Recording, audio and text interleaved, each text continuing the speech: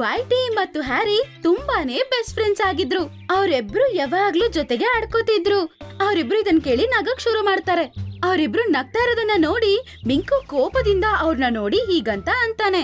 ಕದ್ದು ಮುಚ್ಚಿ ಕೇಳೋ ಅಭ್ಯಾಸ ಇನ್ನೂ ಹೊರಟೋಗಿಲ್ಲ ಅಲ್ವಾ ನಿಮಗೆ? ಲಾಸ್ಟ್ ಟೈಮ್ ಅಂತೂ ಇದೇ ವಿಷಯದಲ್ಲಿ ನಾನು ನಿಮಗೆ ಸರಿಯಾಗಿ ಹೊಡೆದಿದ್ದೆ ಅಲ್ವಾ? ನಮಗೆ ನೆನಪಿದೆ, ನೀನು ಚೆನ್ನಾಗಿ ಹೊಡೆದಿದ್ದೆ ನಮಗೆ. 2 ದಿನದ ನಂತರ ರಾಜ ನಿನ್ನನ್ಗೆ ಹೊಡಿವಾಗ ನಾವು ಚೆನ್ನಾಗಿ ನೆಗಾಡ್ತೀವಿ. ವೈಟಿನ ಮಾತು ಕೇಳಿದ ತಕ್ಷಣ ಚಿಂಕಿ ಕೋಪದಿಂದ, ಇದು ನಗೋ ಸಮಾಚಾರ ಅಲ್ಲ ವೈಟಿ. ಮಿಂಕು ಕೈಲಿ ಆಗುತ್ತೋ ಇಲ್ವೋ, ಆದ್ರೆ ಮೀಟಿಂಗ್ ಅಲ್ಲಿ ಎಲ್ಲಾರ ಮುಂದೆ ನಾನು ಇದನ್ನ ಕಂಡಿಡ್ತೀನಿ ಅಂತ ಅವನು ಪ್ರಮಾಣ ಮಾಡಿದನಲ್ವಾ. ಆದ್ರೆ ನಿಮ್ಮಿಬ್ರಿಗೂ ಅಷ್ಟು ಚಿಕ್ಕ ಧೈರ್ಯ ಕೂಡ ಇಲ್ಲ ಅಲ್ವಾ?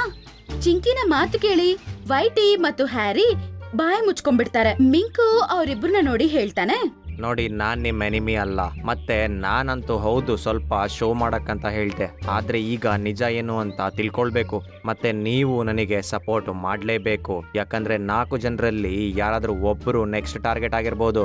ಮಿಂಕುನ ಮಾತು ಕೇಳಿ ವೈಟಿ ಮತ್ತೆ ಹ್ಯಾರಿ ಕೂಡ ಸೀರಿಯಸ್ ಆಗ್ತಾರೆ.